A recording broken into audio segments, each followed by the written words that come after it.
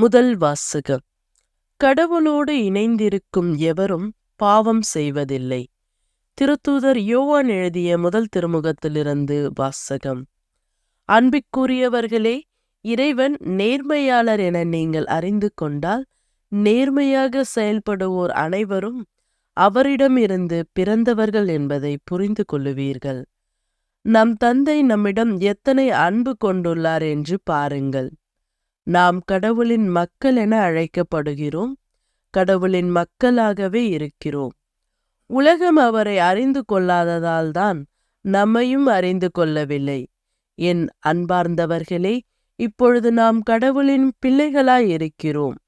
இனி எத்தன்மையராய் இருப்போம் என்பது இன்னும் வெளிப்படவில்லை. ஆனால் அவர் தோன்றும் பொழுது நாமும் அவரைப் போல் இருப்போம். ஏனெனில் அவர் இருப்பது போல் அவரை காண்போம்.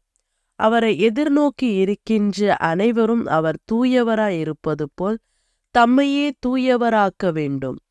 பாவம் செய்யும் அனைவரும் சட்டத்தை மீறுகின்றனர். சட்டத்தை மீறுவதே பாவம். பாவங்களை நீக்கவே அவர் தோன்றினார் என்பது உங்களுக்கு தெரியும். அவரிடம் பாவமில்லை. அவரோடு இணைந்திருக்கும் எவரும் பாவம் செய்வதில்லை. பாவம் செய்பவர் எவரும் அவரை கண்டதும் இல்லை, அறிந்ததும் இல்லை. இது ஆண்டவரின் அருள்வாக்கு. இறைவா, உமக்கு நன்றி. நற்செய்தி வாசகம்.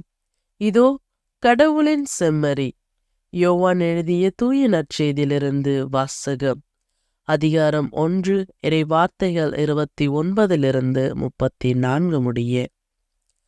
அக்காலத்தில் இயேசு தம்மிடம் வருவதைக் கண்ட யோவான், இதோ கடவுளின் செம்மறி, செம்மறியாம் இவரே உலகின் பாவத்தை போக்குபவர்.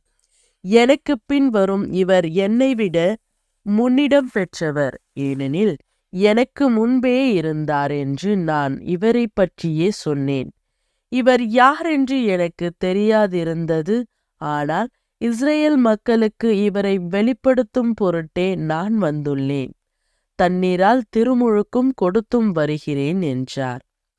தொடர்ந்து யோவான் சான்றாக கூறியது, தூய ஆவி புறாவைப் போல வானிலிருந்து இறங்கி இவர் மீது இருந்ததைக் கண்டேன். இவர் யாரென்று எனக்கு தெரியாதிருந்தது. ஆனால் தண்ணீரால் திருமுழுக்கு கொடுக்கும்படி என்னை அனுப்பியவர் தூய ஆவி இறங்கி யார் மீது இருப்பதை காண்பீரோ அவரே தூய ஆவியால் திருமுழுக்கு கொடுப்பவர் என்று என்னிடம் சொல்லியிருந்தார். நானும் கண்டேன். இவரே இறைமகன் என சான்று கூறி வருகிறேன். இது வாழ்வு தரும் கிறிஸ்துவின் நற்செய்தி. கிறிஸ்துவே உமக்கு புகழ்.